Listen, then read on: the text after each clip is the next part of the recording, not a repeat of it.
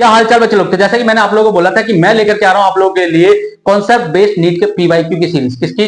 Concept based NEET के previous year questions की series, जहां पे हम करेंगे फिजिक्स, केमिस्ट्री और बायो, इन तीनों के ही चैप्टर्स नहीं, कॉन्सेप्ट। चैप्टर के अंदर जितने भी कॉन्सेप्ट हैं उन अलग अलग कॉन्सेप्ट को हम अलग अलग पार्ट में समझेंगे और उसके ऊपर पिछले 10 सालों में जितने भी क्वेश्चंस आए हैं उन क्वेश्चंस को सॉल्व करेंगे।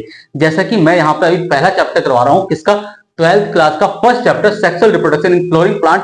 और इसका पहला कॉन्सेप्ट क्या है? जब आप एनसीईआरटी की बुक में देखेंगे तो पहला कॉन्सेप्ट जो है वो है प्री फर्टिलाइजेशन का। किसका है? प्री फर्टिलाइजेशन का।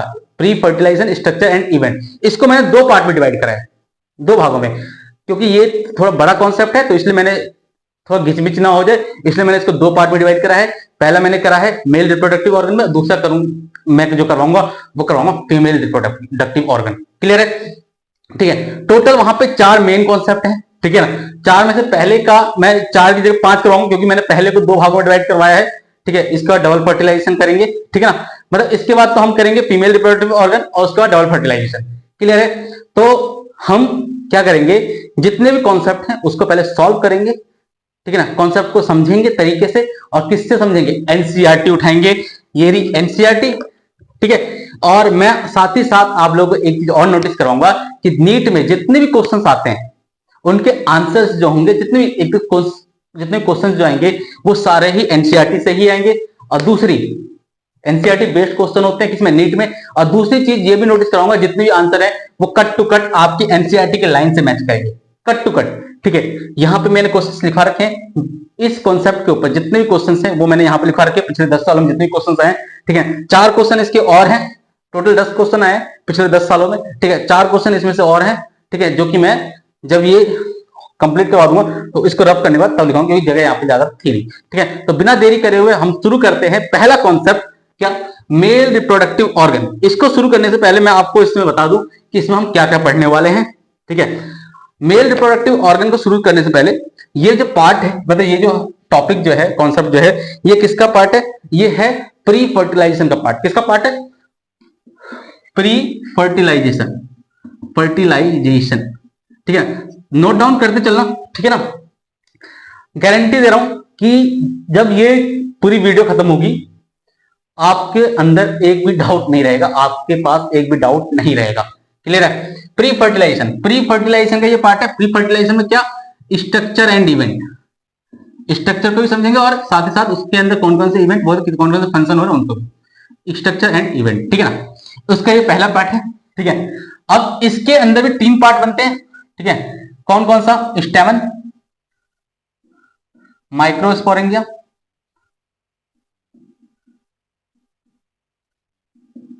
और पोलन ग्रे, ठीक है।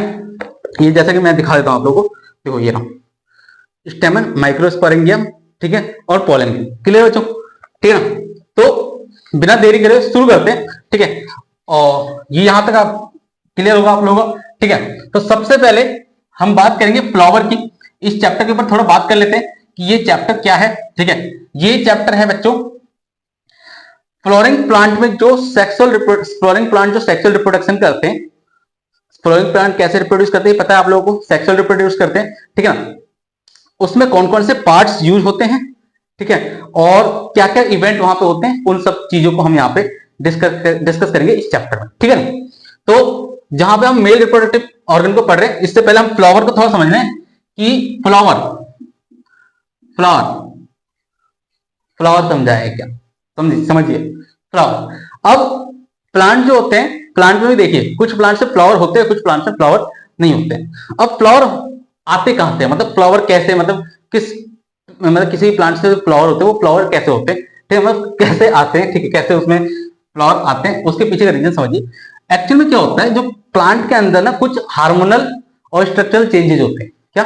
प्लांट के अंदर कुछ हार्मोनल और स्ट्रक्चरल चेंजेस होते हैं, ठीक है। यहां पे लिख रखा है आपका पेज नंबर 4 पे, ये देखो यहां पे प्री फर्टिलाइजेशन के फर्स्ट और सेकंड लाइन में जब आप देखोगे तो several hormonal and structural changes are initiated which lead, तो मैं इसको समझा देता हूं वैसे, ठीक है।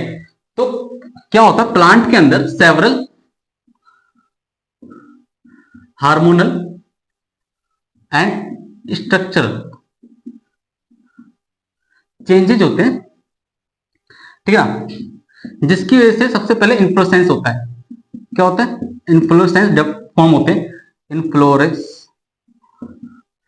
ये फॉर्म होता है। इन्फ्लोरेसेंस का मतलब होता है फ्लावर, ठीक है। इसकी वजह से किसके सेवरल हार्मोनल और स्ट्रक्चरल चेंजेस की वजह से इन्फ्लोरेसेंस फॉर्म होता है, इन्फ्लोरेसेंस फॉर्म, ठीक है। और यही इन्फ्लोरेसेंस जो फॉर्म होता है, ये फ्लावर जो आती है, इसके बाद बनता है फ्लोरल बड। क्या बनता है? इसके बाद बनता है फ्लोरल बड, और फ्लोरल बड से बन जाता है बच्चों फ्लावर। क्लियर बच्चों? फ्लोरल बड से क्या बन जाता है? फ्लावर। क्लियर है? यहां तक कोई डाउट नहीं ना? फ्लावर कैसे बनते हैं समझ में आ गई? चलिए यहां तक क्लियर। तो यही लाइन मतलब यही चीज यहां पे लिखी हुई है, ठीक है ना। अच्छा, अब फ्लावर के होते 4 पार्ट। फ्लावर के कितने पार्ट होते हैं? रो, एक मिनट। फ्लावर के होते 4 पार्ट बच्चों। फ्लावर के कितने पार्ट होते हैं इसको लिख लेना बच्चों, ठीक है। फ्लावर के होते 4 पार्ट। फ्लावर के कितने पार्ट? 4 पार्ट होते हैं। कौन कौन से? फ्लावर के मेनली 4 पार्ट होते हैं, ठीक है। पेटल्स, सेपल्स और पेटल्स, सेपल्स, स्टेमन,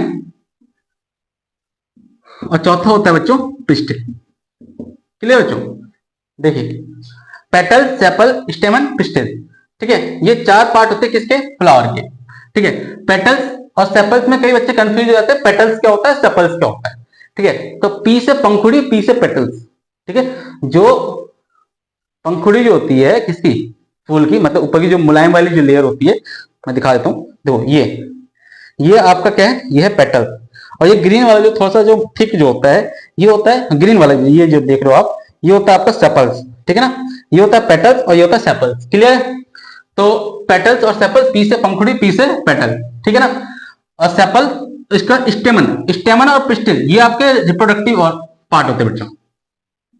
ये रिप्रोडक्टिव पार्ट्स होते हैं, ठीक है ना। अब कौन सा रिप्रोडक्टिव किसको, मतलब कौन सा किसका रिप्रोडक्टिव होता है, ठीक है। तो ये मेल का होता है, मेल रिप्रोडक्टिव ऑर्गन कंसिस्ट करता है, ये कंसिस्ट करता है, consist, स्टेमन consist, स्टेमन consist, male reproductive organ, male reproductive organ. और वहीं पर पिस्टिल क्या कंसिस्ट करते हैं बच्चों? Consist female reproductive organ, female reproductive organ. Clear बच्चों? स्टेमन जो होता है वो कंसिस्ट करता है मेल रिप्रोडक्टिव ऑर्गन, वहीं पर पिस्टिल क्या कंसिस्ट करती है? Female reproductive organ. अब स्टेमन पर आ जाओ बच्चों, मतलब वो ऑर्गन कौन कौन से होते हैं? देखो, स्टेमन, स्टेमन के 2 पार्ट होते हैं, फिलामेंट, फिलामेंट और एंथर, ठीक है। ये कुछ इस प्रकार का होता है, ये इस टाइप का होता है, इस टाइप का, यहां से बाइलॉग होता है, ठीक है ना। यहाँ पे कुछ इस प्रकार का होता है, मैं दिखाता हूँ। देखो ये आपका है, ये आपका स्टेमन है, ठीक है। ये फूल में देखोगे तो फूल में देखो ये वाला जो पार्ट है ना, ये देखो ये वाला पार्ट जो ये आपका स्टेमन है, 1 2 3 4 5 6, ये आपके क्या है? स्टेमन। ये क्या है? आपके स्टेमन। अब स्टेमन के ना ये जो आप पार्ट देख रहे हो, ठीक है, मेरी ड्राइंग थोड़ी सी अच्छी है, ठीक है, तो इसलिए आपको सही से समझ में आ रहा होगा, ठीक है। तो स्टेमन में देखो ये जो पतला वाला पार्ट दिख रहा है, ये जो पतला वाला पार्ट जो दिख रहा है, इसे बोलते हैं फिलामेंट, और ये जो आपको ऊपर वाला पार्ट दिख रहा है, इसे बोलते हैं एंथर। क्लियर है? स्टेमन के 2 पार्ट कौन कौन से? फिलामेंट और एंथर। तो फिलामेंट जो होता है ये लॉन्ग होता है एंड सिलेंडर स्टॉक होता है, सिलेंडर स्टॉक, बोलते पतली, सिलेंडर बोलते पतली, लंबी और पतली स्टॉक होती है, ठीक है ना। क्या? फिलामेंट, ठीक है। अब फिलामेंट के 2 एंड आपको दिख रहे हैं, एक तो ये वाला एंड दिख रहा है, दूसरा ये वाला एंड दिख रहा है, इसे बोलते हैं प्रॉक्सिमल एंड, प्रॉक्सिमल एंड, ठीक है। और ये आपका टर्मिनल एंड है, टर्मिनल एंड, ठीक है बच्चों। अब ये जो प्रॉक्सिमल एंड होता है बच्चों, ध्यान से सुनना, इसके ऊपर क्वेश्चन ये रहा, जब आप इसमें देखोगे क्वेश्चन कहां है इसके ऊपर, वेयर इज द क्वेश्चन, ये रहा, proximal end of the filament of stamen is attached to. अब ये प्रॉक्सिमल एंड जो होता है फिलामेंट का, बच्चों ध्यान से सुनना, फिलामेंट का प्रॉक्सिमल एंड जो होता है, क्वेश्चन ये रहा, ठीक है ना, ये किससे अटैच होता है?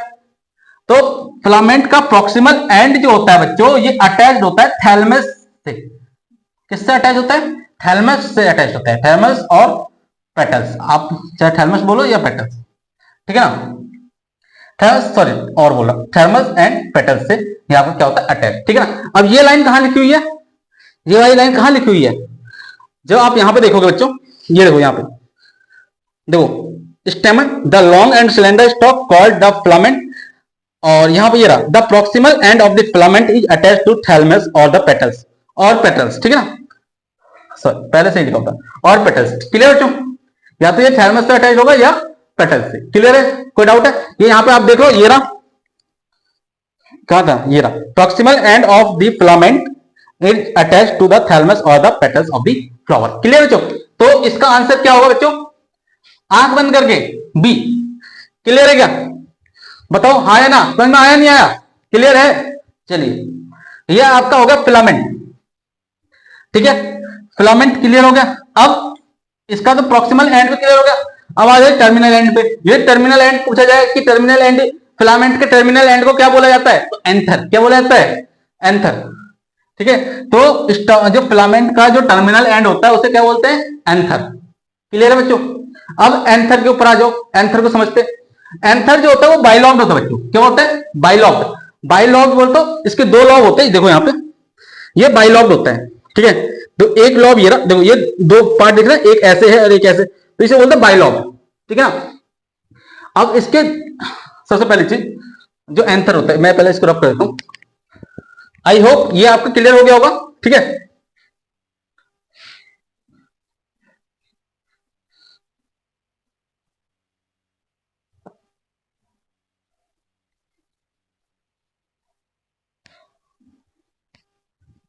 आइए एंथर, ठीक है बच्चों, एंथर ये बाइलॉब्ड होता है बच्चों, एंथर इज बाइलॉब्ड, बाइलॉब्ड हो, दो लॉब होते हैं इसके पास, कितने लॉब होते हैं? दो लॉब होते हैं, ठीक है बच्चों।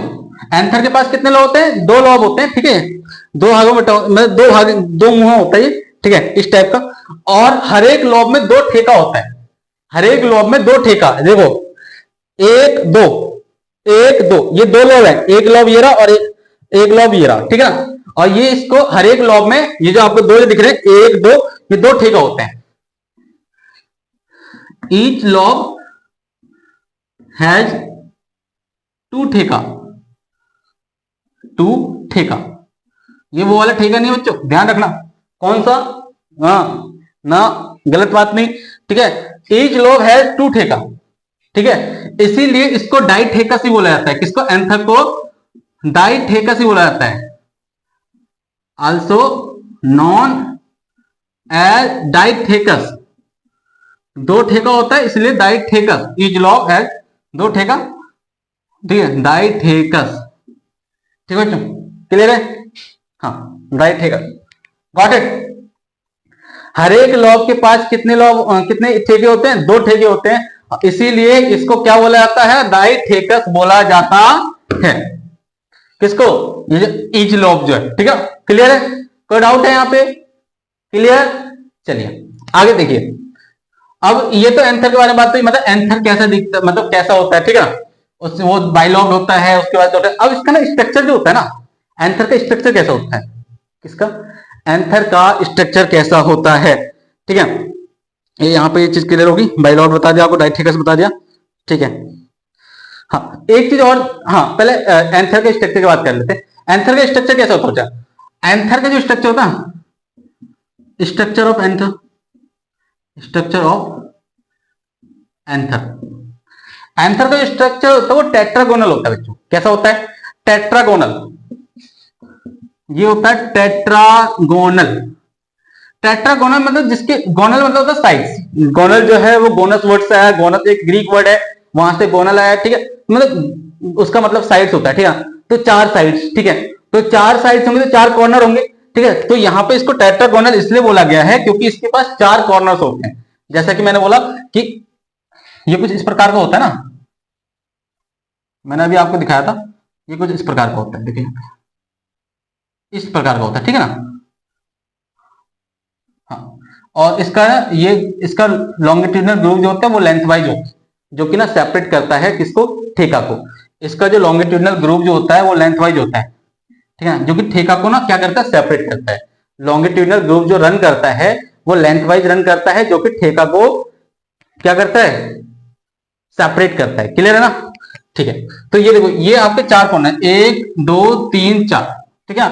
और ये क्या होता है, ठेका बोला था इनको, ठीक है। अब ध्यान से सुनना बच्चों कि ये टेट्रागोनल इसको इसलिए बोला था क्योंकि इसके चार कॉर्नर्स होते हैं, और हर एक कॉर्नर पे ना, हर एक कॉर्नर पे ये जो आपको कॉर्नर्स दिखाई दे रहे हैं, हर एक कॉर्नर पे ईच कॉर्नर है माइक्रोस्पोरेंगियम, ठीक है। हर एक कॉर्नर पे क्या होता है, माइक्रोस्पोरेंगियम होता है, ठीक है ना। क्या होता है, माइक्रोस्पोरेंगिया लोकेटेड इन ईच कॉर्नर। माइक्रोस्पोरेंगियम बोलो या माइक्रोस्पोरेंगियम बोलो, ठीक, क्लियर है।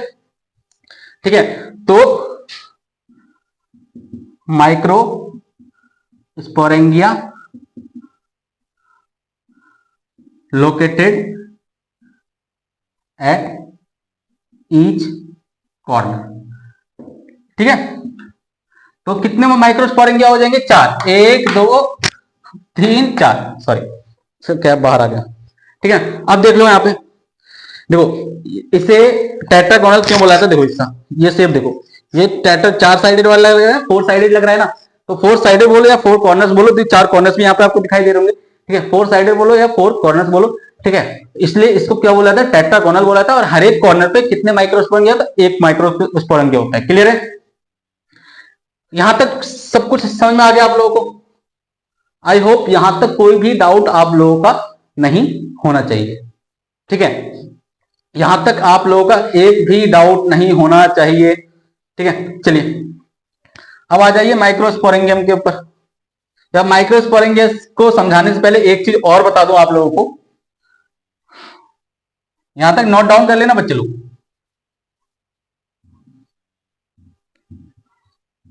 और वीडियो यदि अच्छी लग रही हो, यदि कॉन्सेप्ट समझ में आ रहा हो, तो अपने दोस्तों तक भी शेयर करें।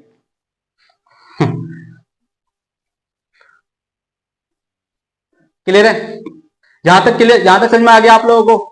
क्या क्या बताया मैंने, स्टेमन के बारे में बताया, स्टेमन के अंदर जब हम गए तो फिलामेंट के बारे में बताया, फिलामेंट से फिर एंथर के बारे में बताया, ठीक है। और एंथर से अब हम आ चुके हैं माइक्रोस्पोरेंगिया के ऊपर। और एक चीज यहां पे और नोट कर लीजिए कि स्टेमन, क्या, स्टेमन, अब स्टेमन का साइज और नंबर, मतलब एक फूल में कितने स्टेमन होंगे और उसका क्या साइज होगा, एक जैसा साइज नहीं होगा, और एक ही जैसे नंबर नहीं होंगे हर एक फूल में स्टेमन के, ठीक है। तो ये डिफरेंट होते हैं, साइज एंड, ये एंड है, size and number are different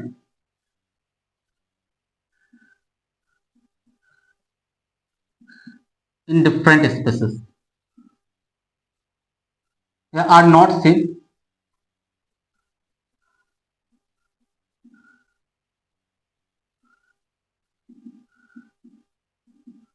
clear हो, जो इसके साइज और नंबर्स जो होते हैं, मतलब स्टेमन का साइज और उसका जो नंबर जो है वो अलग अलग स्पीसीज में अलग अलग होता है। क्लियर है, सेम नहीं होता है। क्लियर है ना, कोई डाउट है यहाँ पे नहीं। चलिए माइक्रोस्पोरेंगियम पे आ जाते हैं, ठीक है। स्ट्रक्चर ऑफ माइक्रोस्पोरेंगियम,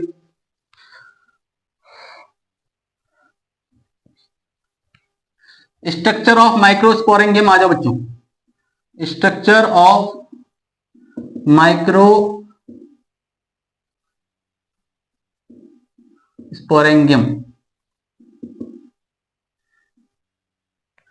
बोले तो एक माइक्रो, मतलब एक माइक्रोस्पोरेंगियम के जो स्ट्रक्चर होता है वो कैसा होता है उसकी बात करेंगे, ठीक है।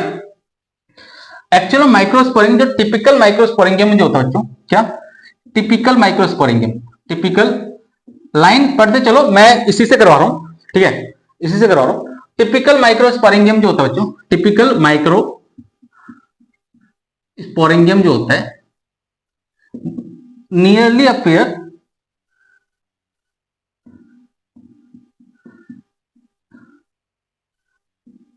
Circular outline, circular outline. ये क्या नियरली अपेयर करना, कैसा दिखता है ये, इसके कुछ ऊपर से देखोगे तो ये सर्कुलर टाइप का दिखेगा, गोल टाइप का। ठीक है, क्या एक माइक्रोस्पोरेंगियम जो है वो थोड़ा सर्कुलर टाइप का दिखता है। देखो यहाँ पे भी देख लो, ठीक है, चाहे यहाँ पे देख लो, ये जो हमें गोल गोल टाइप का दिख रहा है ना, ठीक है। तो माइक्रोस्पोरेंगियम जो विशिष्ट, जो टिपिकल बोलते विशिष्ट, विशिष्ट जो आपका माइक्रोस्पोरेंगियम जो होता है वो कैसा दिखता है, सर्कुलर। ठीक है, सर्कुलर आउटलाइन जैसा उस पर दिखाई देता है। क्लियर है, समझ में आ गया यहाँ पे।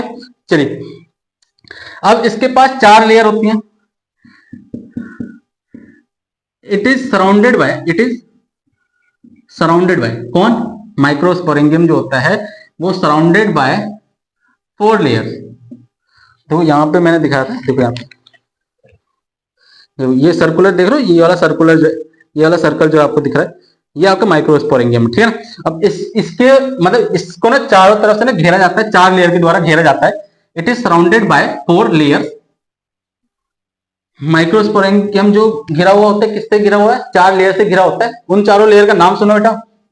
अब इसके ऊपर से एक क्वेश्चन है, ठीक है ना, देखते हैं। ठीक है, पहले चारों लेयर का नाम सुन लो। तो चारों लेयर का नाम क्या है, पहले लेयर का नाम जो है बच्चों ध्यान से सुनना, पहला एपिडर्मिस, दूसरा एंडोथीसियम, तीसरा मिडल लेयर, मिडल लेयर, और चौथा जो है बच्चों टैप्टम। टैप्टम के ऊपर क्वेश्चन ये रहा बच्चों, टैप्टम। ठीक है बच्चों, अब इनका कार्य क्या है, ये 3 लेयर जो है ये 2 तरह के कार्य करते हैं। पहला प्रोटेक्शन का काम करते हैं, पहले तो प्रोटेक्शन का काम करते हैं, और दूसरा एंड हेल्प। हेल्प किस में करते हैं, डिहाइसेंस में।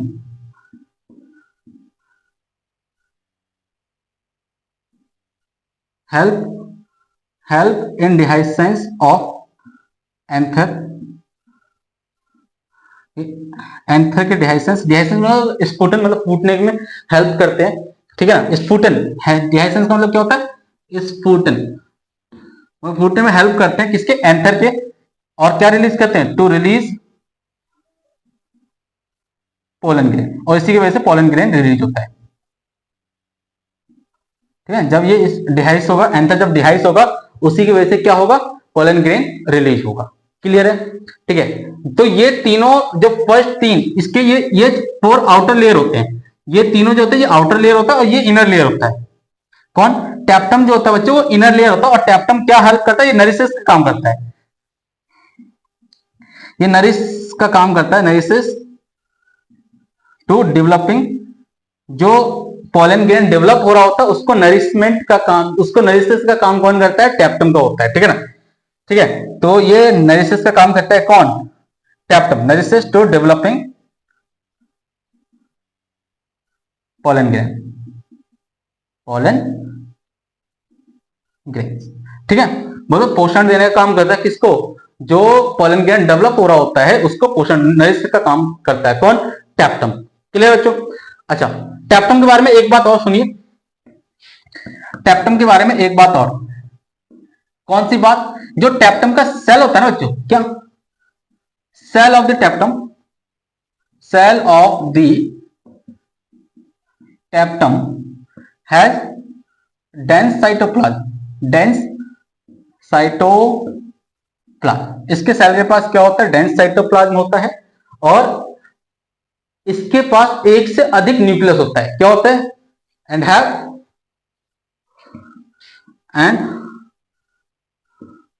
Has more than 1 nucleus. ठीक है, ये टैप्टम की खासियत है। क्लियर बच्चों, समझ में आ गया, टैप्टम के बारे में समझ में आ गया। अब आइए क्वेश्चंस के ऊपर। ठीक है, तो ये दोनों चीज समझ में आ गई। जो माइक्रोस्पोरेंगिया जो होता है वो कैसा दिखता है, सर्कुलर आउटलाइन में, सर्कल टाइप का दिखता है। ठीक है, और ये घिरा होता है 4 लेयर से। ठीक है, पहले 3 लेयर प्रोटेक्शन का काम करते हैं और साथ ही साथ हेल्प, मदद करती हैं एंथर को डिहाइस होने में, जिसकी वजह से पोलन ग्रेन रिलीज होता है। ठीक है, वहीं पर टैप्टम जो होता है, टैप्टम क्या काम करता है, टैप्टम काम करता है नरिश का, किसको नरिश करने का, पोलन ग्रेन को नरिश करने का। क्लियर है बच्चों, ठीक है। साथ ही साथ एक चीज और बताइए कि टैप्टम का जो सेल होता है उसके पास डेंस साइटोप्लाज्म होता है और उसके पास एक से अधिक न्यूक्लियस, उसके सेल के पास एक से अधिक न्यूक्लियस भी होता है। क्लियर है? आइए क्वेश्चन यहां पे ये दे रखा है, which one of the following statement is not true.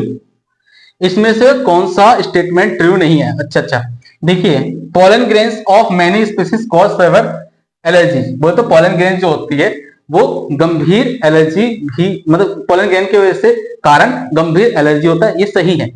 ठीक, कौन सा सही नहीं है? Which statement is not true, ये बताना आपको। ठीक है, तो ये चीज सही है। Stored pollen grain in liquid nitrogen can be used in the crop breeding programme, ये भी सही है। ठीक है, tapetum help in dehiscence of anther, ठीक है, इसको हम अभी बात करेंगे। और चौथा exine of pollen grain is made up of sporopollenin, ये भी सही है। अच्छा, ये सही क्यों नहीं है? ठीक है, वाई मैंने ये बोला कि टैप्टम हेल्प, इसके बारे में बाद में बात करेंगे। तो यहां पे लिखा है tapetum help in the dehiscence of anther, anther को डिहाइस करने में हेल्प करता है कौन? टैप्टम, ऐसा यहां पे लिख रखा है, लेकिन ऐसा ये सही नहीं है। उसको डिहाइस करने में हेल्प कौन करता है? उसको डिहाइस करने में हेल्प करता है पहले 3 layer, epidermis, endothecium, middle layer. इसलिए ये वाला जो ऑप्शन है ये इनकरेक्ट है, तो that is the correct answer. Are you getting a point? और देख लीजिए कहां से मैच कर रहा है, एनसीईआरटी से।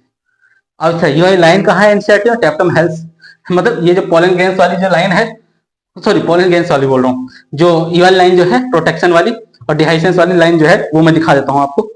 जो डिहाइस और वो करने का काम कौन करता है, आगे बढ़ गए हम तो, यहां पे है, देखिए बच्चों, यहां पे देखिए, देखो the epidermis, endothecium, middle layer and tapetum, तो ये तो इसके 4 वो हो गए। ठीक है, देखिए द आउटर 3 लेयर, यहां पे देखिए, यहां पे क्या दे रखा है, कहां गया कहां गया कहां गया, ये रहा, the outer 3 layer perform the function of protection and help, function of protection and help in dehiscence of anther to release the pollen. Clear है बच्चों? दिख रहा है ना यहाँ पे? ठीक है, चलिए समझ में आ गया? ये वाला क्वेश्चन भी समझ में आ गया, आपको दिखा दिया मैंने। ठीक है, और यहीं पर टैप्टम के बारे में देख लीजिए आप। The innermost wall, the innermost wall is tapetum, it nourishes the developing pollen grain, वही लिखा रखा बच्चों, it nourishes the developing pollen grain. Clear है बच्चों? कोई डाउट है यहाँ पे? नहीं ना? समझ में आ गया? तो इसके लेयर्स के बारे में मैंने बता दिया। अब समझिए कि, अच्छा ये बता दें, इसके पास एक से अधिक क्या होता है, न्यूक्लियस होता है। ये हाँ, चल कीजिए। अब यहां पे समझिए कि जब एंथर जवान होता है, यंग होता है, तब क्या होता है? जब एंथर यंग होता है तब क्या होता है, समझिए। इसको रफ करते हैं।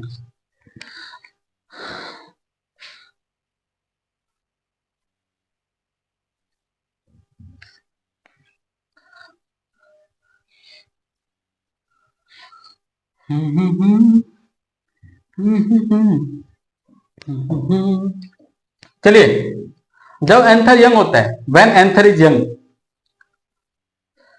व्हेन एंथर, एथर कर दे मैं तो, एंथर इज यंग, जब एंथर यंग होता है बच्चों, तब क्या करता है ये, समझिए, ये अपने होमोजेनस सेल्स को, किसको?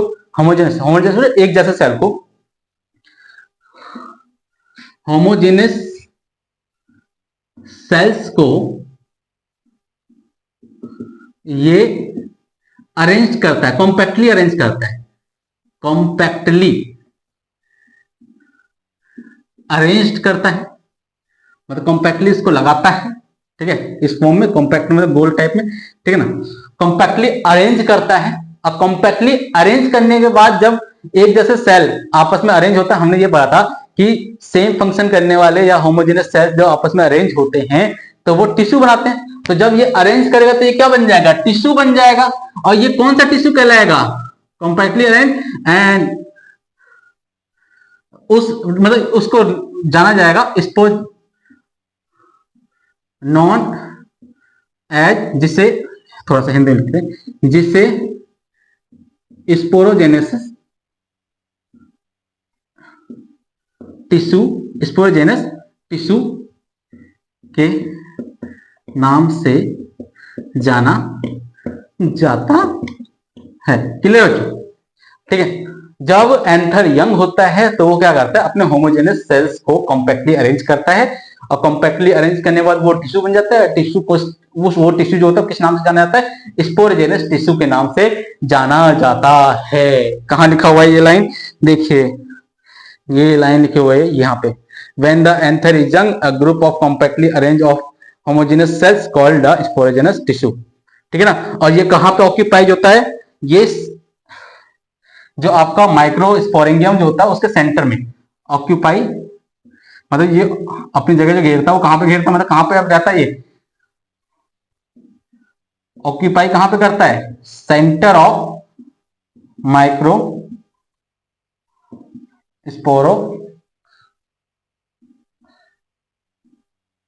स्पोरेंगियम। ठीक है, माइक्रो स्पोरेंगियम, हाँ सही पे स्पोरेंगियम। ठीक है, क्लियर बच्चों, कहां पे ये ऑक्यूपाई कर, मतलब कहां पे ये रहता है, मतलब अपनी जगह कहां बनाता है, ये सेंटर ऑफ द माइक्रोस्पोरेंगियम। क्लियर है, कोई डाउट है यहाँ पे, नहीं ना, समझ में आ गया। चलिए अब यहां से जब बात होती है ना किसकी, माइक्रोजेनस टिश्यू, अब यहां से स्टार्ट होगा बच्चों, यहीं से स्टार्ट होगा, स्पोरोजेनस टिश्यू से स्टार्ट होता है माइक्रोस्पोरोजेनेसिस, वो तो माइक्रोस्पोर्स का बनना। यहां से कौन सा एक टॉपिक स्टार्ट होगा, यहां से एक नया टॉपिक स्टार्ट होगा, किसका, कौन सा, माइक्रोस्पोरोजेनेसिस, माइक्रोस्पोरोजेनेसिस। ठीक है, वो तो माइक्रोस्पोर का जेनेसिस होना, जेनेसिस मतलब बनना। क्लियर है, तो माइक्रोस्पोरोजेनेसिस का टॉपिक शुरू कहां से होता है बेटा, माइक्रोस्पोरोजेनस टिश्यू से, सॉरी माइक्रोस्पोरोजेनस टिश्यू से, किससे, स्पोरोजेनस टिश्यू से क्या चालू करेंगे, माइक्रोस्पोरोजेनेसिस। क्लियर बच्चों, चलिए आइए, क्या है यहां पे, हमने ऐसा क्यों बोला, तो पहले तो हम माइक्रोस्पोरोजेनेसिस के बारे में हमें पता चल गया कि क्या होता है, माइक्रोस्पोर का बनना। ठीक है ना, अब ये बनता कैसे है, एक्चुअल में क्या होता है बच्चों, जो स्पोरोजेनस टिश्यू होता है, कौन, स्पोरोजेनस टिश्यू जो होता है, इसके सेल, और इसके सेल होमोजेनस सेल होते हैं। ठीक है, इसके सेल ठीक है, ये डिवाइड करते हैं, इसके सेल म्योटिकली डिवाइड करते हैं। डिवाइड कैसे डिवाइड करते हैं बच्चों, म्योटिकली डिवाइड करते हैं, कौन, स्पोरोजेनस टिश्यू के सेल जो होते हैं वो म्योटिकली डिवाइड करते हैं। कैसे डिवाइड करते हैं, म्योटिकली, ध्यान रखना दो तरह की डिवीजन होती है, एक तो म्योटिकली होती है, दूसरी माइटोटिकली होती है। ये डिवाइड कैसे करते हैं, स्पोरोजेनस सेल के जो टिश्यू होते हैं, स्पोरोजेनस टिश्यू के जो सेल होते हैं वो म्योटिकली डिवाइड करते हैं। कैसे डिवाइड करते हैं, म्योटिकली डिवाइड करते हैं, जिसे म्योसिस भी बोला जाता है। क्लियर है, म्योटिकली डिवाइड करते हैं। ठीक है, और क्या बनाते हैं यहां पे, और फॉर्म माइक्रोस्पोर टेट्रेड। देखो इसके सेल म्योटिकली डिवाइड करते हैं, ठीक है, और फॉर्म करते हैं क्या, माइक्रोस्पोर टेट्रेड, बोलते 4 माइक्रोस्पोर। ठीक है, माइक्रोस्पोर टेट्रेड। ठीक है, टेट्रेड बोलते 4। ठीक है ना, समझ में आ रही है बात। ठीक है, एक सेल 4 माइक्रोस्पोर बनाएगा। ठीक है, जिसे माइक्रोस्पोर टेट्रेड बोला जाएगा। और इसके ऊपर एक क्वेश्चन भी आता है, इसके ऊपर एक क्वेश्चन आता है, और वो क्वेश्चन ये है बच्चों, वो मैं लिखवा दूंगा वहां पे। ठीक है, बाद में लिखवा, यहाँ पे मैंने लिखा नहीं है वो क्वेश्चन। ठीक है ना, अब वो क्वेश्चन क्या है वो मैं बताता हूं। एक्चुअली वो क्वेश्चन है कि यदि एक एंथर के अंदर 4 सेल रखे जाए, एक एंथर के अंदर 4 सेल डिवाइड हो, सॉरी रखे नीचे, एक एंथर के अंदर 4 सेल डिवाइड होते हैं, तो कितने पोलन ग्रेन देगा। अब यही माइक्रोस्पोर जो होता है ना, यही माइक्रोस्पोर पोलन ग्रेन भी कहलाता है। ठीक है, यही माइक्रोस्पोर आगे चल के पोलन ग्रेन बनता है, तो यही माइक्रोस्पोर मतलब पोलन ग्रेन कहलाता है। ठीक है, तो कितने पोलन ग्रेन देगा, ठीक है, ये पूछा गया। ठीक है, तो एक सेल 4 पोलन ग्रेन। ठीक है, तो 4 सेल कितने पोलन ग्रेन, 4 चौक 16, तो उसका आंसर, करेक्ट आंसर क्या होगा, 16। ठीक है, वो क्वेश्चन मैं यहां पे लिखवा दूंगा। ठीक है ना, याद रखना इस वाले टॉपिक को। ठीक है ना, क्लियर है, वो 1994 या 1997 में ये वाला क्वेश्चन आया। ठीक है ना, चलिए यहां पे ये चीज समझ में आ गई। देखो ये चीज यहाँ पे ये दे रखी बच्चों, एज द एंथर डेवलप, जैसे एंथर आगे डेवलप होता है तो sporogenous tissue undergoes meiotic division to form microspore tetrad. Clear बच्चों, यहाँ पे ये चीज क्लियर हो गया। तो जैसे ये एंथ ये कब होता है, इस पर मतलब ये तो एंथ तो डेवलप हो ही रहा है ना, यहाँ पे एंथ यंग था, अब यंग से और आगे बढ़ेगा, तो वहां पे उसका स्पोरोजेनस टिश्यू क्या होगा, वो स्पोरोजेनस टिश्यू का जो सेल होगा वो डिवाइड करेगा। कैसे डिवाइड करेगा, म्योटिकली डिवाइड करेगा। म्योटिकली डिवाइड होने के बाद क्या देगा, वो माइक्रोस्पोर टेट्रेट देगा। Are you getting my point, clear है क्या? ठीक है, तो अब यहां पे हम माइक्रोस्पोरोजेनेसिस की डेफिनेशन बनाते हैं। यहां पे माइक्रोस्पोर बन गया, तो माइक्रोस्पोर बन गया तो डेफिनेशन इसकी क्या बनी, तो this is the process. What is microsporogenesis? Microsporogenesis is the process of formation, क्या, process of formation of microspore. किसके बनने की फॉर्मेशन, माइक्रोस्पोर के बनने की। माइक्रोस्पोर्स किसके द्वारा, थ्रो म्योसिस के द्वारा, थ्रो म्योसिस। हम सिर्फ म्योसिस इसलिए कहते हैं कि म्योसिस का मतलब म्योटिकली डिवीजन होता है, डिवाइड, ठीक है ना, तो म्योटिकली डिवाइड को हम म्योसिस भी लिख सकते हैं, ठीक है ना, या तो आप ऐसे थ्रो म्योटिक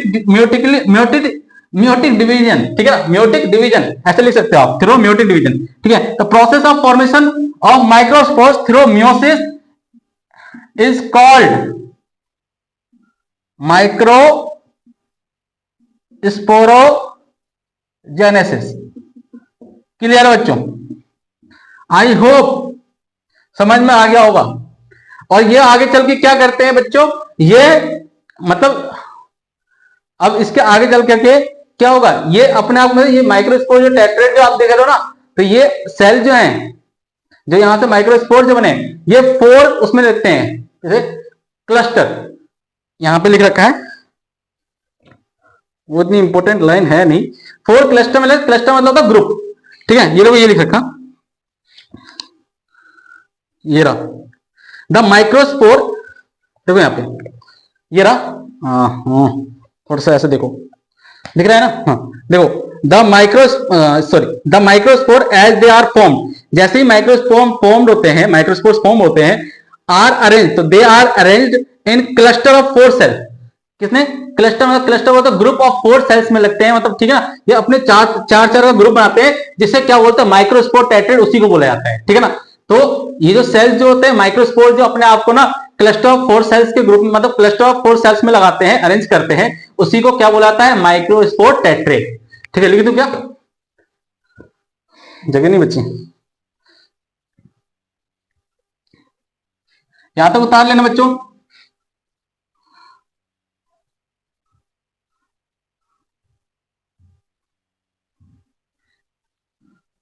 चलिए देखिए, as microspore formed, then they are arranged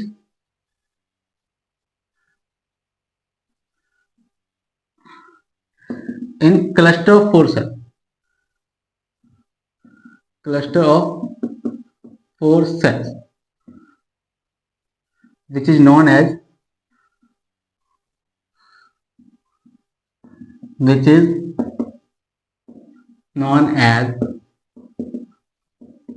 microspore टेट्रेट।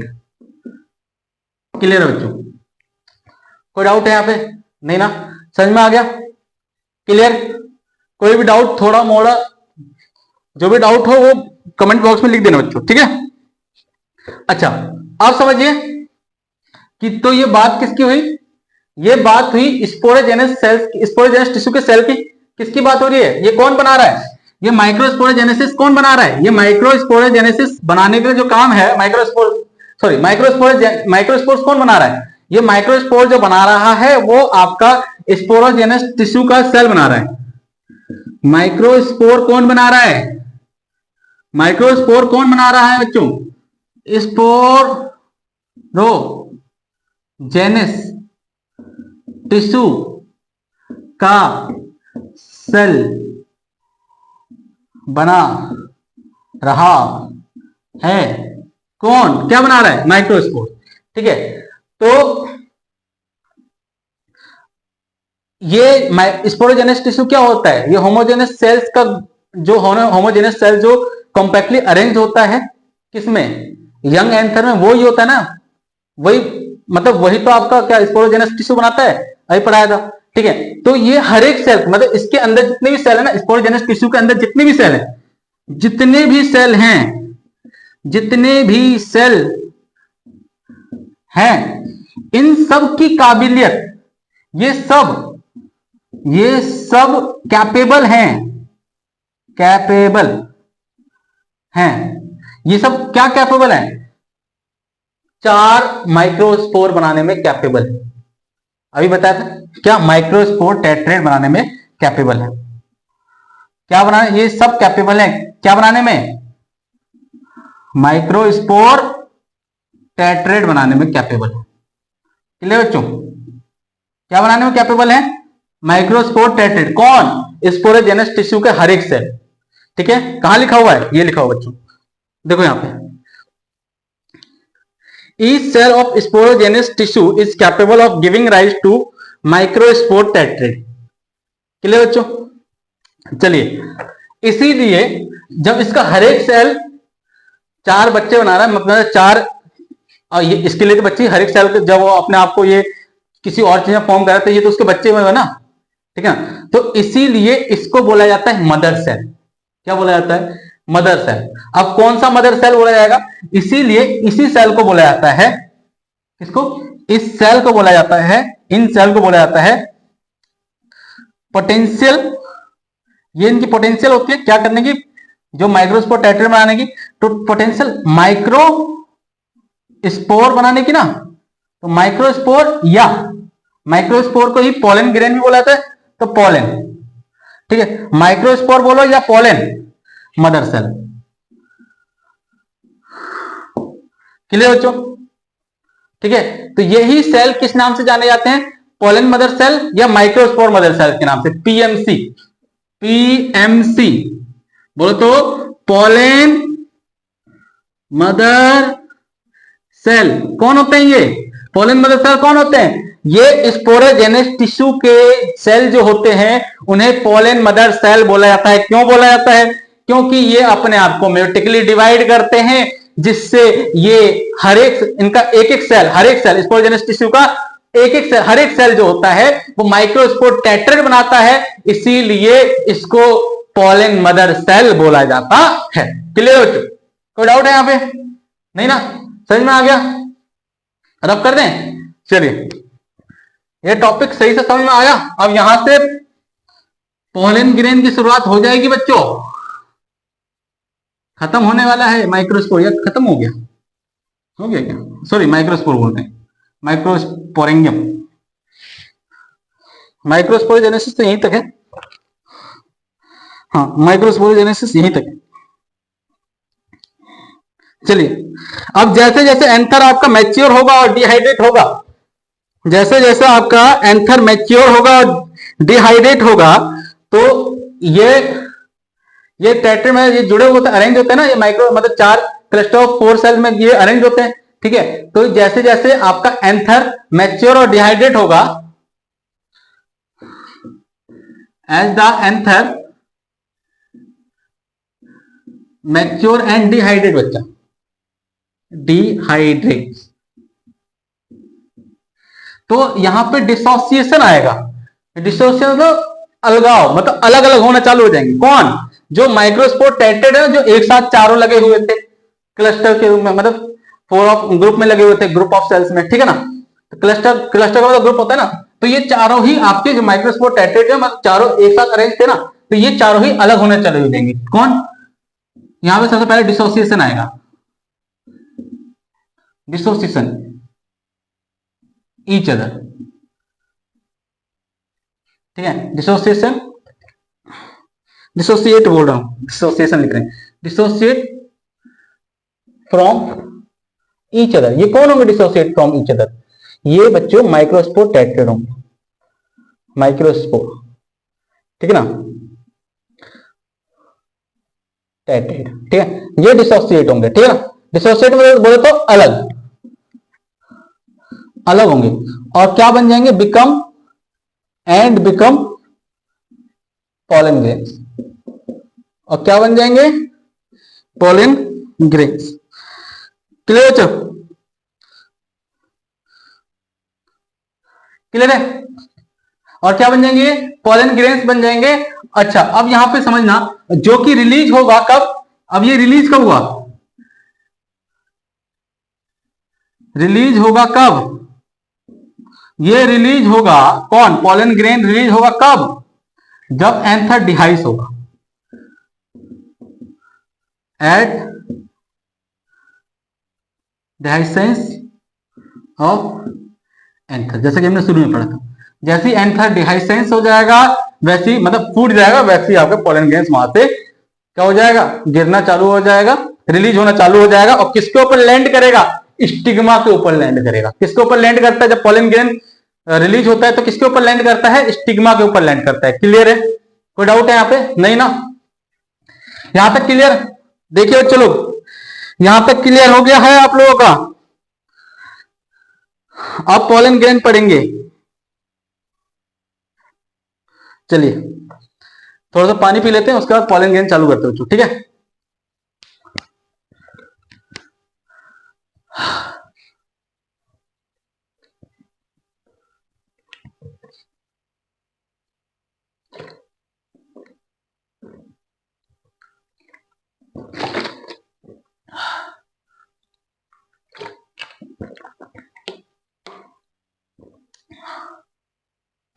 Sorry,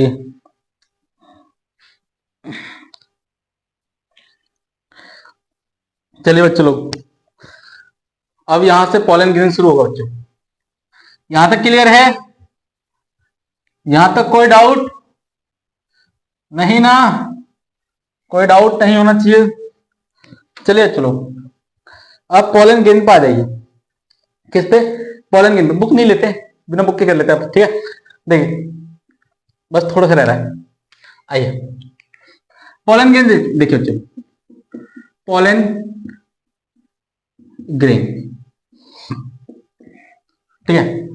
pollen grain, सबसे पहले इसके स्ट्रक्चर की बात करते हैं, ठीक है? इसका स्ट्रक्चर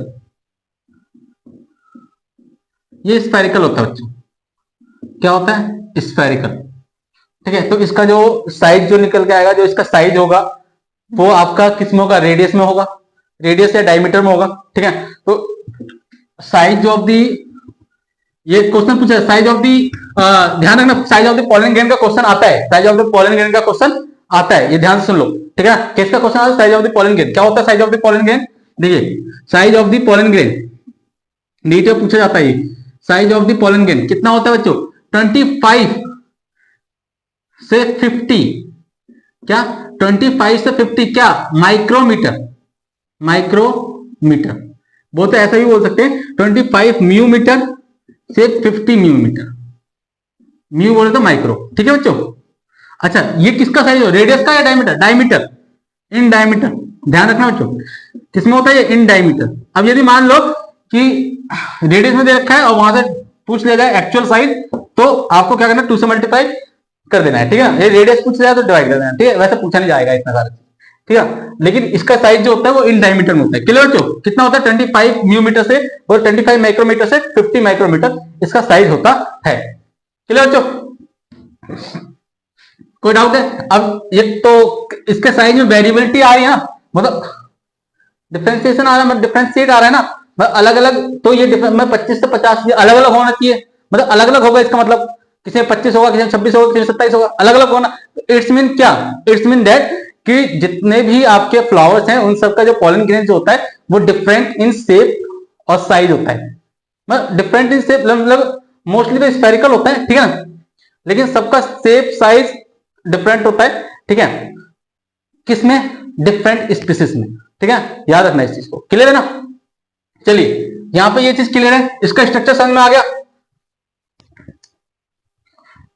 अब इसके पास होता है बच्चे 2 लेयर, जैसे हमने उसमें पढ़ा था, किसमें पढ़ा था अभी? माइक्रोस्पोरेंगिया का पढ़ा था ना, वहां पे 4 लेयर था ना। ऐसे पॉलन ग्रेन के पास होता है 2 लेयर, एक्साइन और इंटाइन। चलिए इसके ऊपर क्वेश्चन आता है, एक्साइन और इंटाइन। एक्साइन जो होता है आउटर लेयर होता है बच्चों, ये आउटर लेयर होता है, और ये होता है बच्चों आपका इनर लेयर। ठीक है ना। अब ये आउटर लेयर होता है, ये इनर लेयर होता है, ठीक है ना।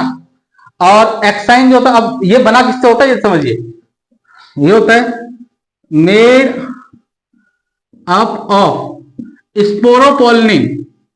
ये आ गया, ये देखो इसके ऊपर क्वेश्चन ये रहा, sporopollenin, where where where where ये रहा, ठीक है। ये वाला क्वेश्चन अभी करवाता हूं, स्पोरोपोलिन, ठीक है। जो किससे बना होता है, एक्साइन किससे बना होता है, स्पोरोपोलिन से बना होता है, ठीक है ना। अच्छा, तो अब स्पोरोपोलिन क्या होता है, खासियत होगी इसकी कुछ। स्पोरोपोलिन जो होता है बच्चों, ये आपका मोस्ट रेजिस्टेंस ऑर्गेनिक मटेरियल होता है बच्चों, ये मोस्ट रेजिस्टेंस ऑर्गेनिक मटेरियल होता है। कौन, स्पोरोपोलिन, जो अभी तक पाया गया है, मतलब अभी तक सब, मतलब अभी तक पाए जाने वाला मोस्ट रेजिस्टिव ऑर्गेनिक मटेरियल है ये, ठीक है ना, क्लियर। अच्छा, जब मोस्ट रेजिस्टेंस ऑर्गेनिक मटेरियल तो इसकी कुछ खासियत होंगी। क्या खासियत है, ये सरवाइव कर सकता है, ये सरवाइव कर सकता है, सरवाइव एट हाई टेम्परेचर में भी इसका कुछ नहीं बिगड़ेगा, ठीक है ना। और इसके साथ ही स्ट्रॉन्ग एसिड, भाई साहब स्ट्रॉन्ग एसिड से भी इसका कुछ नहीं बिगड़ेगा, और अल्कलाइज भी इसका कुछ नहीं बिगाड़ सकती, ठीक है ना। इन तीनों में ये सरवाइव कर जाता है, ठीक है। ये इतना तगड़ा रेजिस्टिविटी होता है, रेजिस्टिव होता है, ठीक है ना, क्लियर है। कोई डाउट है यहाँ पे, तो स्पोरोपोलिन की खासियत समझ में आ गई, ये सरवाइव कर सकता है हाई टेम्परेचर पे स्ट्रॉन्ग एसिड के साथ भी, और अल्कलाइज में भी ये अपने आप को सरवाइव करवा सकता है। अब इसके ऊपर ये वाला क्वेश्चन, ये क्वेश्चन आता है, ठीक है, देखेंगे हम, ठीक। जब मैं क्वेश्चन कराऊंगा तो ये क्वेश्चन लिखूंगा, एक्चुअली में ये क्वेश्चन मुझे लिखना पड़ेगा, ठीक है, यहाँ पर जगह थी नहीं तो मैं लिखा नहीं, ठीक है ना। तो ये चीज समझ में आ गई आप लोगों को, ठीक है। ये at high temperature strong acid और अल्कलाइज तीनों में ही अपने आप को सर्वाइव करवा सकता है, क्लियर है। कोई डाउट है बच्चों, नहीं। चलिए अब इसका समझिए, इनर लेयर जो इंटाइन होता है बच्चों, ये थिन एंड कंटिन्यूअस लेयर होता है, ठीक है ना, और बना होता है, इसको रखेंगे made up of cellulose and pectin. ये एंड है आपको, ठीक है, ये एंड पैक्टिन, ये सेलुलोज और पैक्टिन से मिलकर बना होता है। जैसे कि ये एक्साइन जो होता है वो स्पोरोपोलिन से बना होता है, ऐसे ये आपका किससे बना होता है, सेलुलोज और पैक्टिन से बना होता है, क्लियर है। अब यहाँ पे देखना चाहिए स्पोरोपोलिन के बारे में थोड़ा सा मैं और बता देता हूँ कि स्पोरोपोलिन के बारे में अभी तक जो हमने जाना कि ये सर्वाइव कर सकता है at high temperature strong acid और अल्कलाइड के साथ, ठीक है, किसी भी कंडीशन में ये सर्वाइव कर सकता है, ठीक है। अब एक चीज और सुनो कि स्पोरोपोलिन जो है ना बेटा, इसको डिग्रेड करने के लिए अभी तक कोई भी एंजाइम ऐसा नहीं, मतलब अभी तक पता चला है जो इसको डिग्रेड कर पाए, ठीक है। तो क्या, नो एंजाइम्स, यहां पर लिख रहा हूं मैं, ठीक है ना, no enzymes found which degrades the sporopollenin, ठीक है। अभी तक ऐसा कोई भी एंजाइम नहीं पाया गया है जो किसको डिग्रेड कर पाए, स्पोरोपोलिन, और यही खासियत, ठीक है ना। मतलब स्पोरोपोलिन जो है वो आपका क्या है, वो उसी से आपका एक्साइन बना है, और एक्साइन क्या, आउटर लेयर है किसका, पोलन ग्रेन का, और इसी की वजह से, और ये हर एक कंडीशन में एग्जिस्ट करता है, ठीक है, वो तो इसका कोई कुछ नहीं बिगाड़ सकता, ठीक है। तो इसी की वजह से जो पोलन ग्रेन है वो वेल प्रिजर्व पोजिल कहलाता है। क्या, पोलन ग्रेन जो है वो वेल प्रिजर्व्ड हो, मतलब वेल प्रिजर्व पोजिल, मतलब उसको वो लंबे समय तक अपने आप को क्या करवाता है, वायबल करवाता है, ठीक है, वायबल, वो तो लंबे समय तक वो चलता है, ठीक है ना, उसकी लाइफ जो है वो लंबी रहती है, ठीक है, वेल प्रिजर्व उसको कर सकते हैं, ठीक है, ठीक है। तो that's the reason, that's why pollen grain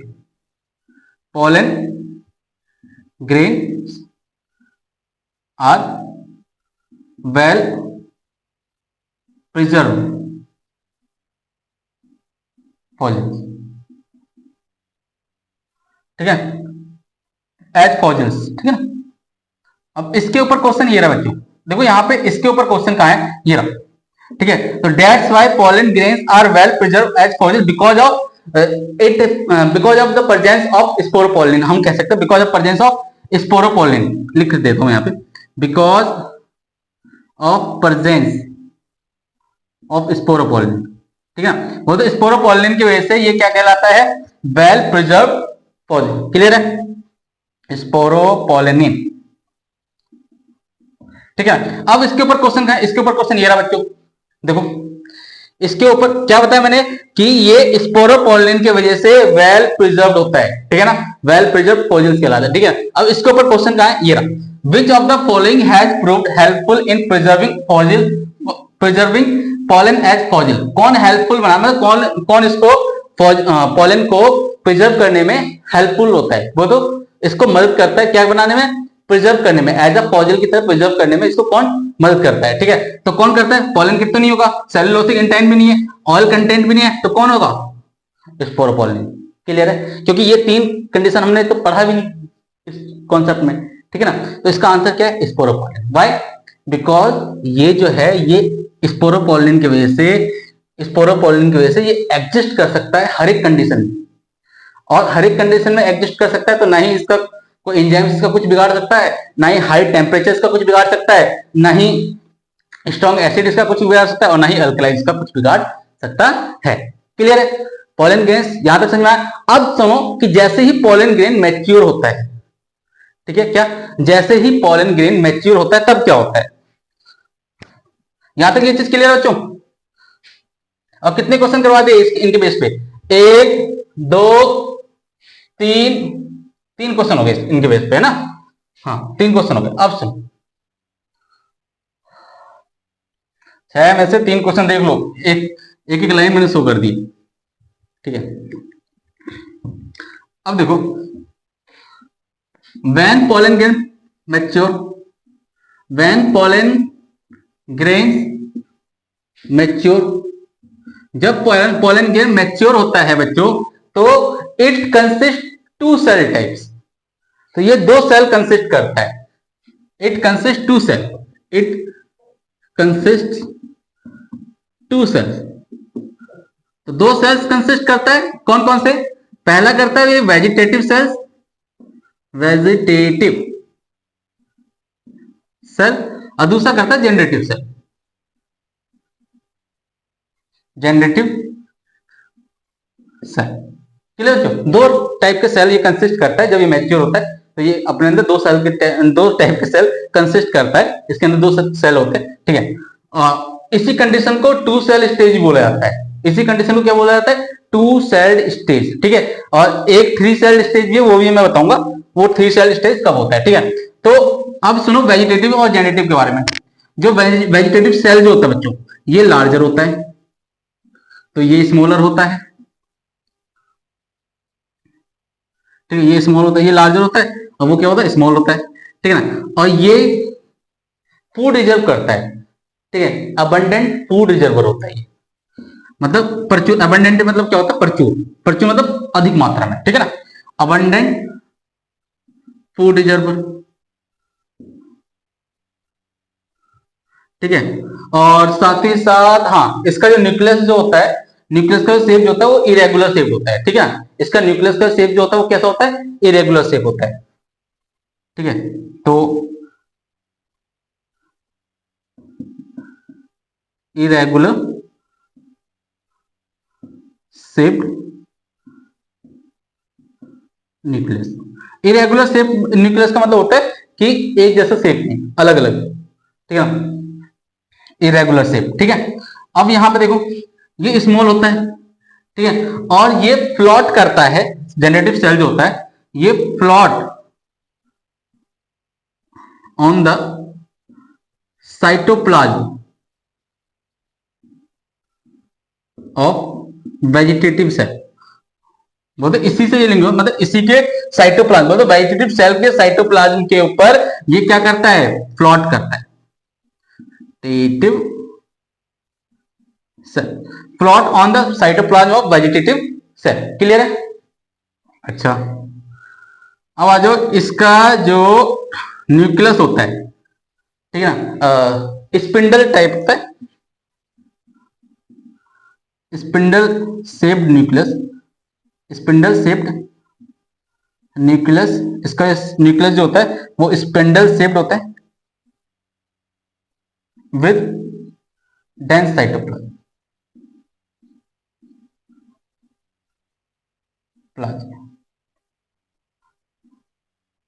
ठीक है बच्चों, देखो ये छोटा होता है, स्मॉल होता है, और ये वेजिटेटिव सेल के साइटोप्लाज्म पे प्लॉट करता है। ठीक है, और इसका जो न्यूक्लियस जो होता है वो स्पिंडल शेप्ड होता है, और साथ ही उसका जो न्यूक्लियस जो होता है वो डेंस साइटोप्लाज्म, मतलब डेंस साइटोप्लाज्म होता है उसका न्यूक्लियस जो होता है। ठीक है, यहाँ पे क्लियर है? यहाँ तक कोई डाउट है? यहाँ पे नहीं ना, समझ में आ गया? अब यहाँ पे समझिए, और इस कंडीशन को क्या बोला जाता है? Two cell stage. जो आपका पोलन ग्रेन के अंदर जो ये दो सेल्स है ना, मतलब अब पोलन ग्रेन समझिए यहाँ पे, जब पोलन ग्रेन ना, अब क्या होता है कि इन 60%, इसको समझिए पहले, two cell stage, in 60% of angiosperm, वो तो 60% फ्लोरिंग प्लांट में, इन 60% ऑफ एंजियोस्पर्म, ठीक है, फ्लोरिंग प्लांट में जो आपका पोलन ग्रेन सेट होता है ना बच्चों, पोलन ग्रेन सेट जो होता है in this two cell stage में होता है, मतलब इसी दो सेल स्टेज में, मतलब पोलन ग्रेन जब वहां पे सेट होता है, मतलब पोलन ग्रेन जब वहां पे रिलीज होता है तो इन्हीं दो सेल स्टेज में रिलीज होता है, मतलब उसके पास दो, उस टाइम पे उसके पास दो सेल होते हैं उसके अंदर। ठीक है, एक वेजिटेटिव और दूसरा जेनेरेटिव। ठीक है, यहां तक ये चीज क्लियर होगी, टू सेल स्टेज क्लियर है ना? अब यहां पे देखिए, इन 40% जो रिमेनिंग आपका, जो रिमेनिंग एंजियोस्पर्म है, रिमेनिंग एंजियोस्पर्म, उसमें क्या कहानी है? रिमेनिंग एंजियोस्पर्म में क्या कहानी होती है? जो रिमेनिंग एंजियोस्पर्म्स है बच्चों, जो रिमेनिंग एंजियोस्पर्म्स जो है, वहां पे रिमेनिंग एंजियोस्पर्म बोलते, रिमेनिंग एंजियोस्पर्म कितना बचा? 40%। ठीक है, अब इस 40% में क्या होता है बच्चों? जो जनरेटिव सेल होता है, क्या जनरेटिव, बहुत ही इंपॉर्टेंट यहां पर पॉइंट। ठीक है ना, और यहां इसके यहां से एक क्वेश्चन वहां पे है। ठीक है, यहां पे क्या होता है? 40% में क्या होता है बच्चों? जो जनरेटिव सेल जो है, जनरेटिव सेल, ये मिटोटिकली डिवाइड करता है, माइटोटिकली, सॉरी माइटोटिकली डिवाइड करता है अपने आप को। ठीक है, अब ये माइटोटिकली डिवाइड किसमें करता है? ये माइटोटिकली डिवाइड करता है कौन? जनरेटिव सेल अपने आप को माइटोटिकली डिवाइड करता है किसमें? टू मेल गैमेट्स में, इन टू मेल गैमेट्स। आगे कटेंगे पॉइंट। तो अब देखिए, ये इसने तो अपने आप को दो मेल गैमेट्स में डिवाइड कर दिया। ठीक है, तो अब ये कौन सा सेल स्टेज हो जाएगा? दो मेल गैमेट्स ये, तो दो सेल ये हो गए। ठीक है, और एक आपका वेजिटेटिव सेल जो है, क्योंकि पोलन ग्रेन जब सेट होता है, जब रिलीज होता है, तो किसके ऊपर? स्टिग्मा के ऊपर। ठीक है, वो लैंड किसके ऊपर करता है सेट होने के बाद? स्टिग्मा के ऊपर ना। तो वहां पे क्या होता है, उसके पास कितने सेल होते हैं? दो सेल होते हैं, क्यों? मैच्योर होने के बाद ही सेट होगा ना। ठीक है, उसके बाद उस टाइम पे दो सेल होते हैं, तो उस स्टेज को क्या बोलते हैं? Two cell stage. अब यहाँ पे क्या हुआ? यहाँ पे क्या हुआ? यहाँ पे जेनेटिव सेल्स ने अपने आप को डिवाइड कर दिया, कितने पार्ट में? दो मेल गैमेट्स में। ठीक है, तो दो मेल गैमेट्स हो गए, और एक वेजिटेटिव सेल पहले से उसमें उपलब्ध है, तो कितने सेल स्टेज हो गए? 3। तो इस कंडीशन को बोला जाता है 3 सेल स्टेज। ठीक है ना? तो क्या क्या हुआ इसमें? इसमें क्या क्या मिला? इसमें मिला एक वेजिटेटिव सेल, एक वेजिटेटिव सेल एंड दो मेल गैमेट्स। क्लियर बच्चों? एक वेजिटेटिव सेल और दो मेल गैमेट्स। कहां है इसका क्वेश्चन? देखो ये रहा, मेल गैमेटोफाइट इन एंजियोस्पर्म प्रोड्यूस। जो मेल गैमेटोफाइट, एंजियोस्पर्म का जो मेल गैमेटोफाइट जो है, वो क्या प्रोड्यूस करता है, ये पूछा गया है। ठीक है, पहला क्या? Single sperm and two vegetative cell. Single sperm और दो वेजिटेटिव सेल, गलत है। 3 स्पर्म, ये भी गलत है। 2 sperm and a vegetative cell. Sperm का मतलब क्या होता है? Male gametes. स्पर्म का मतलब क्या होता है? Male gametes. देखो, सिंगल स्पर्म, एक स्पर्म और दो वेजिटेटिव सेल, नहीं, क्या है? एक वेजिटेटिव सेल और दो मेल गैमेट्स। मेल गैमेट्स आप इसको स्पर्म लिख सकते हो। क्लियर बच्चों? ठीक है, अकॉर्डिंग टू क्वेश्चन। ठीक है ना? क्या single sperm two vegetative cells गलत है, ठीक है। 3 स्पर्म्स ये भी गलत है। 2 स्पर्म्स और आ वेजिटेटिव सेल ये करेक्ट है। 2 स्पर्म्स 2 स्पर्म और 1 vegetative cell, this one is correct here, ठीक है। तो 2 स्पर्म और 1 वेजिटेटिव सेल, और इसके अलावा जो लास्ट जो ऑप्शन है वो दे रखा है सिंगल स्पर्म एंड वेजिटेटिव, मतलब सिंगल स्पर्म और single vegetative cell, that is this is wrong. Clear है? कोई डाउट है यहां तक? यहां पे देखिए, यहां पे कोई डाउट? आई थिंक यहां पे कोई भी डाउट नहीं होना चाहिए आप लोगों का, ठीक है। अब कितने क्वेश्चन हो गए? ये वाला क्वेश्चन भी हो गया, ठीक है। यहां तक क्लियर है? यहां तक कोई डाउट नहीं है? चलिए अब थोड़ी सी इसकी है ना, ये तो हम इसके अंदर घुस गए, इसके अंदर घुस तो गए, लेकिन इसमें मैंने एक बात तो बताई नहीं। इसके क्या होता है, जो पोलन ग्रेन का साइटोप्लाज्म जो होता है ना बेटा, बच्चों सुन लो इसको, जो पोलन ग्रेन का साइटोप्लाज्म जो होता है वो सराउंडेड बाय प्लाज्मा मेम्ब्रेन होता है। समझ में आ गई बात? जो पोलन ग्रेन का साइटोप्लाज्म जो होता है उसके चारों तरफ से कौन होता है? प्लाज्मा मेम्ब्रेन, ठीक है ना। तो ये मैं लिख देता हूं यहां पे, है ना।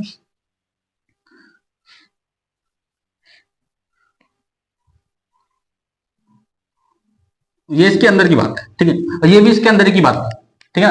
एक्चुअली यह टॉपिक ना इस लाइन के बाद था, ठीक है। देखो अब बुक तो लेट करवा नहीं रहा हूं, साइटोप्लाज्म ऑफ पोलन ग्रेन, ये पढ़ लेना बच्चों, देखना आपने बुक में ये सारी लाइन मिल जाएगी, ठीक है ना। Cytoplasm of pollen grain surrounded by किससे? प्लाज्मा मेम्ब्रेन, प्लाज्मा मेम्ब्रेन बच्चों। Are you getting my point? Clear है क्या? कट टू कट बताओ बच्चों, क्लियर है क्या? बोलो तो पोलन ग्रेन का जो साइटोप्लाज्म जो होता है वो सराउंडेड मतलब घिरा हुआ होता है किसके? किससे? किसके द्वारा? प्लाज्मा मेम्ब्रेन के द्वारा। क्लियर? कोई डाउट नहीं? चलिए अब आइए, यहां पे ये कॉन्सेप्ट जो होता है, मतलब सब कुछ के बारे में मैंने बता दिया। अब समझिए, अब यहाँ पे पोलन ग्रेन की कुछ अच्छाई के बारे में बात करते हैं, और यहाँ अभी तक भी तो ये भी तो अच्छाई थी, थोड़ी सी और बातें करते हैं। चलिए क्या क्या बातें करनी है हमें, कि पोलन ग्रेन जो होता है रिच इन न्यूट्रिएंट्स होता है। Pollen grain is are rich in nutrients, वो तो इसमें भर भर के न्यूट्रिएंट्स भरा हुआ है, भर भर के इसमें न्यूट्रिएंट्स है भरा हुआ है बोल रहे, ठीक है। तो रिच इन न्यूट्रिएंट्स होता है, ठीक है, पहला लाइन, ठीक है। और इसका यूज जो होता है, यूज एज फूड सप्लीमेंट के तौर पे इसका यूज होता है, फूड सप्लीमेंट के तौर पे इसका यूज होता है। किसके तौर पे यूज होता है? फूड सप्लीमेंट के तौर पे यूज होता है, या सप्लीमेंट्री फूड के तौर पे यूज होता है, ठीक है। किसका? पोलन ग्रेन का यूज जो होता है फूड सप्लीमेंट के तौर पे होता है यूज, ठीक है। अब इसके ऊपर क्वेश्चन ये रहा बच्चों, कहां रहा? कहां रहा? ये रहा। क्या है क्वेश्चन? पोलन टैबलेट्स, सुनिए, वेस्टर्न कंट्री में, वेस्टर्न कंट्री में क्या, कहां पे? वेस्टर्न कंट्री में जो पोलन ग्रेन्स के बहुत सारे प्रोडक्ट बिकते हैं मार्केट में, पोलन ग्रेन्स के प्रोडक्ट इन मार्केट, ठीक है, बिकते हैं, ठीक है, अवेलेबल। वेस्टर्न कंट्री में अवेलेबल पोलन ग्रेन जो होता है, सॉरी क्या, pollen grain product in market available, यहां पे, ठीक है, समझ लेना, ठीक है। तो वेस्टर्न कंट्री में क्या है बच्चों, जो पोलन ग्रेन्स के ना बहुत सारे प्रोडक्ट जो है वो मार्केट में उपलब्ध है, और किस रूप में उपलब्ध है वो सुनिए, दो फॉर्म में, एक टैबलेट्स के रूप में और दूसरा सिरप के रूप में। आगे बढ़ेगा पॉइंट, टैबलेट्स और सिरप्स के रूप में ये मार्केट में उपलब्ध है, कहां पे? वेस्टर्न कंट्री में, ठीक है। और आपको पता है कि पोलन ग्रेन का यूज किसमें, मतलब पोलन ग्रेन का किस लिए यूज हो रहा है? ह्यूमन उसको यूज करता है एज अ न्यूट्रिएंट, बोलते फूड सप्लीमेंट के तौर पर उसका यूज किया जाता है, ठीक है। तो न्यूट्रिएंट तो हमको चाहिए होता है, ठीक है। कितने न्यूट्रिएंट है पता है आप लोग? कितने टाइप के न्यूट्रिएंट होते हैं? 5 टाइप के, पता थे या नहीं पता थे? 5 टाइप के न्यूट्रिएंट्स होते हैं। कौन कौन से? याद करो, कौन कौन से न्यूट्रिएंट्स होते हैं, पता है? भूल गए? चलिए मैं बताता हूं, कार्बोहाइड्रेट, फैट्स, विटामिन, मिनरल और प्रोटीन, ये 5 टाइप के होते हैं, क्या न्यूट्रिएंट्स होते हैं। क्लियर है? तो अब समझिए कि pollen tablets are available in the market for जो मार्केट में जो पोलन टैबलेट्स जो बिकते हैं वो किस लिए, मतलब किस चीज के लिए बिकते हैं? In vitro fertilisation? No. Breeding programme? No. Breeding programme के लिए तो वो होता है ना, क्या होता है? अरे आर्टिफिशियल इंसेमिनेशन का जो यूज होता है वो तो जो प्रिजर्व करके जो आपका वो रखा जाता है नाइट्रोजन, उसमें अभी पढ़ेंगे उसको, नाइट्रोजन लिक्विड में जो प्रिजर्व करके पॉलन ग्रेन्स को जो रखा जाता है ना, तो उसका यूज ब्रीडिंग प्रोग्राम्स के लिए किया जाता है। क्लियर है? ठीक है, अब यहाँ पे हम पढ़ेंगे। ठीक है, ये वाला क्वेश्चन ओबीसी के ऊपर बेस्ड है। Supplementary food, supplementing food, that is the correct answer. X side conservation भी ये गलत है। ठीक है, तो this one is correct answer. Clear बच्चों? देख लो, समझ में आ गया? समझ में आ गया ना? चलिए अब थोड़ी सी बात कर लेते हैं बच्चों, यहां तक ये जो समझ में आ गई। अब इससे होने वाली दो कुछ पॉलन ग्रेन्स जो होते हैं ना बच्चों, कुछ एक चीज और इससे पहले था। ठीक है, देख रहे पॉलन ग्रेन्स से होने वाली जो एलर्जीज होती है ना उसके बारे में। तो pollen grains of many species, pollen grains of many species causes, क्या कॉज करते हैं? सेवियर एलर्जीज,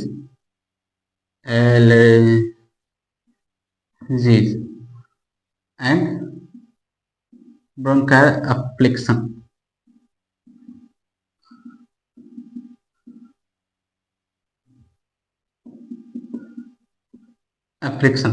ठीक है, क्या करते हैं? देखो, pollen grains of many species causes severe allergy. Severe का मतलब होता है बच्चों गंभीर,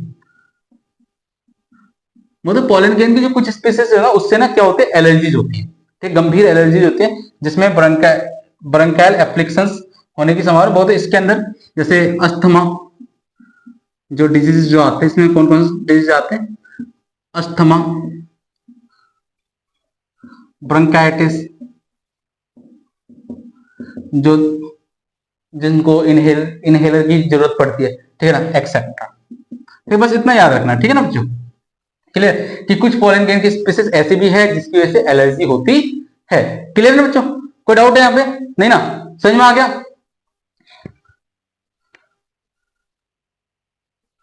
चलिए, इससे जुड़ा हुआ कोई क्वेश्चन नहीं है इसमें। ठीक है,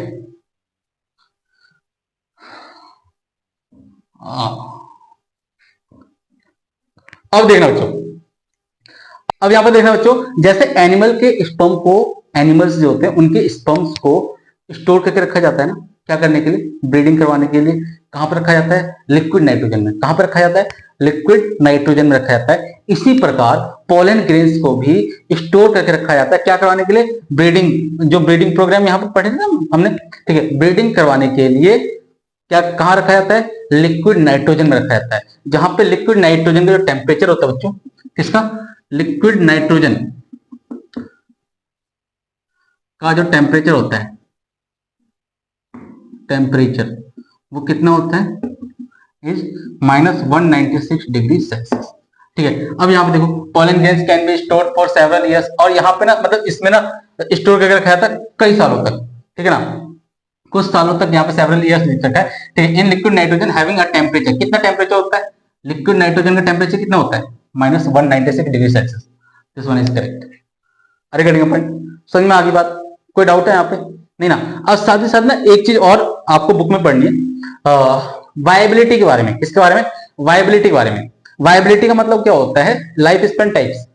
ठीक है, जो होता क्या है कि पॉलन ग्रेन जब सेड होता है ना, या पॉलन ग्रेन जब रिलीज होता है, ठीक है, तो वो लैंड करता है किसके ऊपर? स्टिग्मा के ऊपर। क्या करने के लिए? फर्टिलाइज करने के लिए। लेकिन वो फर्टिलाइज कब करेगा? जब तक वो उस पॉलन ग्रेन में जब तक जान होगी, वो तो जब तक उसकी लाइफ होगी। ठीक है, यदि वो वहां पे वो डेड हो गया, मतलब पॉलन ग्रेन की जान नहीं है अब, ठीक है, अब ये चीज डिपेंड करती है, जो लाइफ स्पेन जो होता है ना, वो तो वायबिलिटी ऑफ पॉलन ग्रेन जो है, इसको बोला था वायबिलिटी। ठीक है, वायबिलिटी। अब ये वायबिलिटी जो है, ध्यान सुनो, ये वायबिलिटी जो होती है हर पॉलन ग्रेन की, मतलब अलग अलग स्पीसीज की पॉलन ग्रेन में ये अलग अलग होती है। फॉर एग्जांपल जैसे राइट और वीट, क्या राइस और वीट, राइस और व्हीट, इसके पॉलन ग्रेन्स की जो वाइबिलिटी है ना, मतलब लाइफ स्पेन जो है वो सिर्फ 30 मिनट्स की है। कितने मिनट्स की? 30 मिनट्स। बोलो ये 30 मिनट्स की इसके पॉलन ग्रेन्स जो है वो 30 मिनट्स तक ही क्या कर सकते हैं? फर्टिलाइज हो सकते हैं। उसके बाद उसके अंदर जान बचेगी नहीं और वो फर्टिलाइज होगा नहीं। क्लियर है? समझ में आ रही है बात? कोई डाउट है? इसी प्रकार ये अलग अलग उसमें, जैसे रोसेसी, वहां पे एग्जांपल आप पढ़ोगे कि रोसेसी और वो रोज, ठीक है ना, और लिमेन से वो लेग्यूमेंट से, ठीक है। अब जो लेग्यूम्स जो होते हैं, ठीक है, लेग्यूम्स में जो फली होती है, फली, ठीक है, तो इन सब के जो पोलन ग्रेन्स की जो लाइफ स्पेन बोलते हैं, वाइबिलिटी जो होती है, ये मंथ्स तक होती है, 4 मंथ्स तक होती है, मतलब महीनों तक, कई महीनों तक, बोलते 1 महीना 2 महीना, ये महीनों तक चलते हैं, ठीक है। मतलब इनकी जो वाइबिलिटी जो होती है महीनों तक होती है, ठीक है, महीनों तक होती है, ठीक है। अब इसमें 1 महीना भी हो सकता है, 2 महीने भी हो सकता है, 3 महीने भी हो सकते हैं, ठीक है। अलग अलग स्पीसीज की वाइबिलिटी जो होती है, अलग अलग स्पीसीज की पोलन ग्रेन्स की जो वाइबिलिटी होती है वो अलग होती है। क्लियर है ना? यहाँ पे कोई डाउट बचा क्या? नहीं ना? तो यहाँ पे हमारा ये जो कॉन्सेप्ट है, कौन सा? मेल रिप्रोडक्टिव ऑर्गन, ये कंप्लीट होता है, ठीक है। अब यहाँ पे मैंने आपको 6 क्वेश्चन करवाए थे और देखो ये 6 के 6 क्वेश्चन हो गए हैं, ठीक है। बचे हुए 4 क्वेश्चन, मैंने बोला 10 क्वेश्चन हैं इसके, ठीक है। 4 क्वेश्चन मैं उसकी अलग से वीडियो बना दूंगा 4 क्वेश्चन की, ठीक है। शॉर्ट्स वीडियो मिल जाएगी आपको वो 4 क्वेश्चन की, ठीक है, वहां पे वो आप लोग देख लेना, ठीक है। नेक्स्ट जो आपका इसका पार्ट 2 जो है वो तो फीमेल रिप्रोडक्टिव ऑर्गन जो है वो कल आ जाएगा। यदि वीडियो अच्छी लगी हो तो वीडियो को लाइक, चैनल को सब्सक्राइब और कमेंट में ये जरूर बताना कि वीडियो में कुछ कमी तो नहीं रही, और जो कमी है आप बताना, आप लिखना, मैं उसको कंप्लीट करने, उसको सही करने की कोशिश जरूर करूंगा। 100% प्रयास करूंगा कि वो कमी आगे वाली वीडियो में ना हो, ठीक है। तो जितने बच्चों तक ये वीडियो पहुंचती है वो बच्चे क्या करो, मीन्स फैला दो, ठीक है। रिक्वेस्ट तो नहीं है, एक फर्ज निभा देना स्टूडेंट का, ठीक है, यदि वीडियो अच्छी लगी तो, ठीक है। तो जय हिंद।